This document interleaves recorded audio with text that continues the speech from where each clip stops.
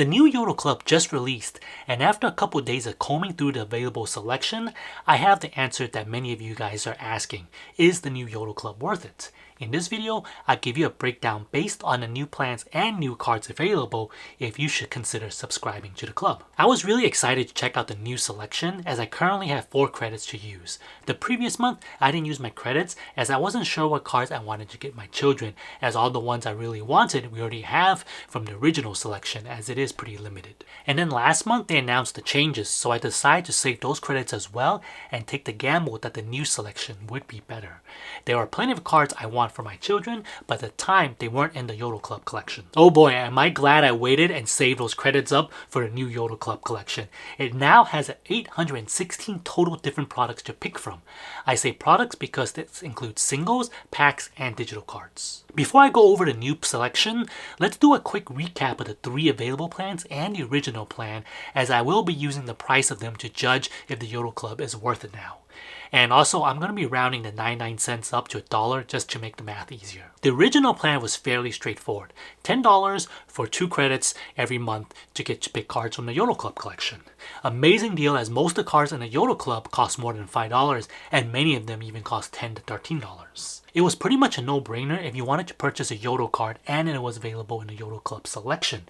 Just join the club and chances are it was cheaper and you get an additional card along with free shipping. Now, the new plans. $5 for the Explorer, which gives you access to 200 plus Yoto original digital content, meaning you can stream them from your phone to the Yoto player or link them to a make your own card. No credits here, but the access to the Yoto originals, which in my book is pretty decent. Then you have the collector plan, which is $10 a month, and that gives you access to the Yoto original digital content as well as 1 credit per month to spend on the new Yoto Club. Depending if you value the digital library, this could be seen as a pretty big devaluation. If you don't care about the digital library and only want the physical cards, you're essentially paying $10 for 1 credit now, making it much harder to redeem for amazing value. The highest tier plan is the Collector Plus for $17 a month, which gives you the digital library access and 2 credits per month. Similar to before, if you don't care about the digital library, this equates to about $8.50 per credit. It softens the impact slightly, but still quite a big price inflation. Okay, now that we're all caught up on the plan pricing, let's see how this plays out when using credits on the Yoto Club collection. I'll start with the digital cards. Digital cards, similar to the digital library, are really only useful if you link them to make your own cards, as otherwise your child needs access to some sort of device with a screen to listen to the cards, which completely defeats the purpose of getting a Yoto player for a screen-free experience. Personally, I would say it's safe to say that the digital cards are not worth spending credits on. Digital cards are generally already priced at a lower cost compared to physical ones, so you're getting less values for each of those credits, which are now valued at $10 or $8.50 per credit. I would say if you're interested in a particular digital card, chances are it's just better to purchase it outright. Next type of products available in the Yoto Club are packs. I'm glad they modified the credit amount required to purchase packs. It used to be 1 credit per card in a pack, so 8 card pack would mean 8 credits. That was 4 months worth of credit, so $40 to purchase something that was $35, definitely 100% not worth it. Now the credit required seems to be more in line with the cost of the card pack.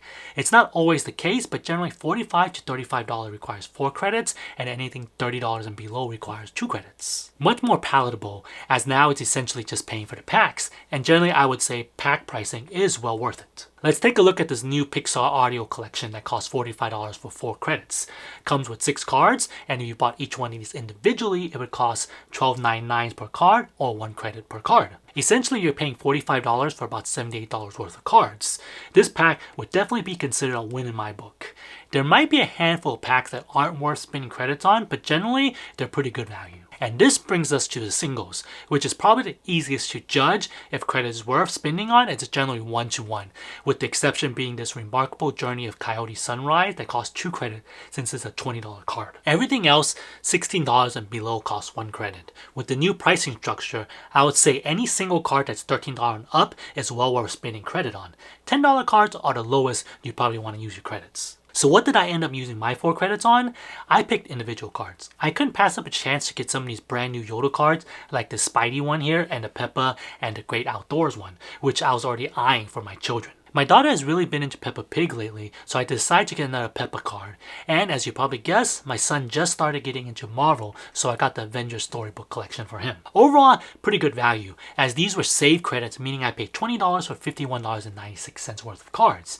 If Yoto kept the original pricing and the new bigger Yoto collection, this video would have been really short with me just telling you to just go ahead and subscribe. But this muddies the water with the new changes. For example, if this was the new plan to get 4 credits, I need to either have spent $40 in 4 months with the Collector or $34 in 2 months with the Collector Plus plan.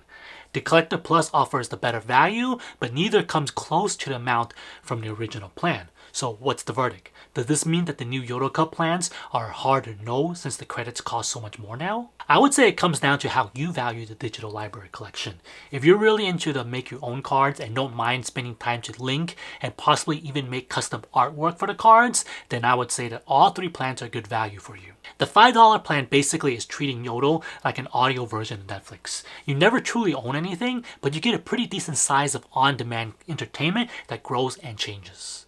The $10 in this scenario would be kind of the sweet spot, meaning the $5 for the digital library and $5 for 1 credit. This puts the $17 plan into an odd spot, as if you do the math the same way, $5 for digital library, each credit would be $6. Still not bad by any means, as I gladly exchange $6 for a $13 value card. However, if you don't see any value in the digital library and you don't see yourself linking them to make your own cards for your children, then the Yoto Club probably isn't for you. Well, at least not for you to be constantly subscribed to. It's still very useful with a bit of planning. The Yoto Club and Collector Plus would still be value for the 10% off everything in the Yoto Club and the free shipping. So let's say that you're not in the club and you run across a card that happens to be in the club that you want, such as the Spidey one here. If you purchase it outright, it would cost you $13 plus shipping. But you could join the Yoto Club Collector for 1 month and get the same card for $10 and free shipping, saving you $3 plus whatever shipping would have been. Another reason to join the club is that if you're planning to purchase a new Yoto player, the 10% basically means you get a free card. Even for the Yoto Mini, where you're not saving over $10, I would say it's worth it, as you probably still want to purchase cards for the Yoto Mini, so getting the 10% savings and then the 1 credit should have you more savings than $10 at the end. For packs, it's more rare, as it needs to be at least $100 before you save $10 or more. But if you plan on getting a new Harry Potter collection, you'll end up saving $23 by joining the club first. For any of the packs under $100, especially the lower cost ones that are like $20 to $30, I would say it's probably not worth joining for the saving, as you're technically spending more money than you would be saving, which really doesn't make much sense. Unless, of course, there's a card in the Yoto Club collection you are already planning to purchase along with the packs, then by all means join the club. What about you? If you've already part of the Yoto Club, are you going to continue? If you're not, are you planning on joining? For me, as I mentioned in my previous video, I'll stick with the Collector $10 a month for now, but I can easily see myself downgrading to the Explorer. If you've enjoyed this video, give me a thumbs up, and I'll see you in the next one.